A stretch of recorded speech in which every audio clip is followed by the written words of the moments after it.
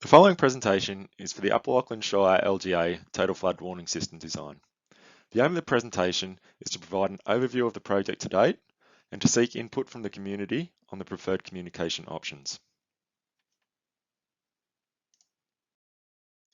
Upper Lachlan Shire Council have engaged the New South Wales Government's Manly Hydraulics Laboratory to develop and implement cost-effective fit-for-purpose flood warning systems for the townships of Crookwell, Taralga, Gunning and Collector. These systems were developed to effectively predict and communicate flood risk to the local community, council and the New South Wales State Emergency Service. On completion, these systems will enable stakeholders to improve their decision-making capabilities when responding to flooding. This presentation will discuss flooding in the Upper Lachlan Shire, current flood response, what is a total flood warning system, proposed flood warning system, and what is your role. The following slides will discuss design flood events. The term annual exceedance probability, or AEP, refers to the likelihood of an event occurring in a given year. For example, the likelihood of a 1% AEP event occurring in a given year is 1 in 100.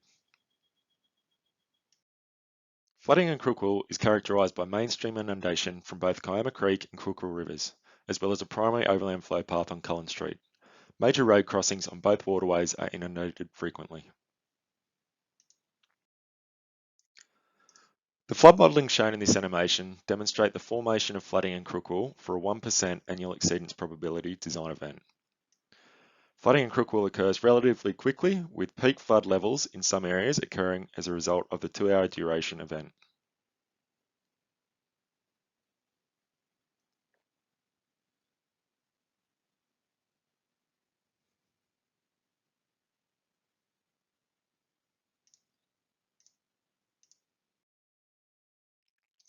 A total flood warning system includes the following components. Monitoring and prediction. This involves measuring rainfall and water levels and using this information to predict flooding. Interpretation. This is the process of determining what the likely impact of flooding will be. Message construction. This involves creating a message that will help people understand what is happening. Communication. This is the process of getting the message out to the community. Protective behaviour. This involves taking action, such as helping people get to safety. And review. This is the process of understanding what happened, what went well, and how we can do it better. The following slides outline the proposed flood warning system, which was developed in stage 1 of this project. As previously noted, monitoring and prediction involves measuring rainfall and water levels and using this information to predict flooding.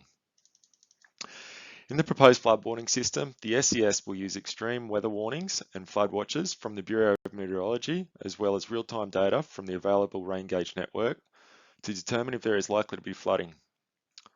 Gunning will also use water level triggers from a new water level gauge. The proposed monitoring infrastructure for this flood warning system will include a network of new and existing rainfall and water level gauges. Some of the existing gauges will be upgraded to include automated capabilities.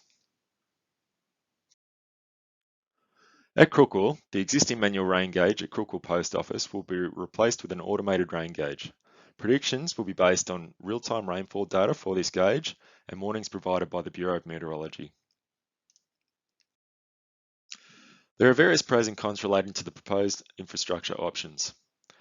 For the option of maintaining the current situation, pros include no additional costs, provides information to the SES to understand current conditions, and cons include relies heavily on the SES checking latest data and difficult to remotely monitor levels. The option of additional automated rainfall gauges, pros include provides more information about rainfall in the catchment and provides backup if one of the other sites fail. The cons include additional upfront costs and ongoing maintenance, minimum value for money, and relies heavily on the SES checking latest data. For the option of automated water level gauges, pros include provides near real-time flood level in the backwater and provides historical information. For cons, it includes additional upfront costs and ongoing maintenance, provides a small amount of flood warning time. And finally, for the option of direct alerting through rain gauge alarms, the pros include provides additional information to the SES volunteers and sends alerts immediately and cons include additional upfront costs and ongoing maintenance, impact of rainfall varies significantly between events, and a need to maintain the triggers and alarm contact lists. As previously noted, interpretation is the process of determining what the likely impacts of flooding will be. The proposed flood warning system will maintain current processes. That is, New South Wales SES takes rainfall and flood warnings from the Bureau of Meteorology and utilises flood intelligence from flood studies and historically observed data to determine the most effective response. Effective flood interpretation is required to translate predictions to an understanding of who is at risk from flooding and what is the appropriate response. Message construction involves creating messages that will help people understand what is happening. The content of any warning message is dependent on the intended audience and the means of communication. As previously noted, communication is the process of getting the message out to the community. Methods of communication for the flood warning system require community feedback through the survey provided on the website. There are various pros and cons relating to the communication options. For the option of door knocking, the pros include clear personalised instructions and works at any time. Cons include yes need to be on site to implement, may not be sufficient time to warn everyone, and dependent on the number of volunteers available. Social media alerts, the pros include ties into existing notification methods, clear targeted messaging. The cons include limited target demographic, broad message without personalised information, and may not work if someone's asleep. The option of phone calls, the pros include clear personalised instructions, can be effective 24/7, and are community focused. The cons include access to a phone will be required. The option of SMS messaging, the pros include fast to deliver, clear concise messaging. The cons include broad message without personalised information, need to be on a phone and in range, and may not work if asleep. The option of radio messages, pros include fast to deliver, and the cons include need to be listening to the radio, won't work if asleep or if power is lost, and no personalised information. And finally, the option of using a siren, the pros include clear meaning, targets everyone at risk and others who can assist them, and the cons include false alarms can be annoying and misleading, complacency of not working, requires regular education, training and exercising, and can be expensive. As previously noted, protective behaviour involves taking action, such as helping people get to safety. For the proposed flood warning system, protective behaviour will involve New South Wales SES providing emergency support, collaboration between the New South Wales SES and local community action teams, and development of community action teams and ongoing training and risk awareness sessions.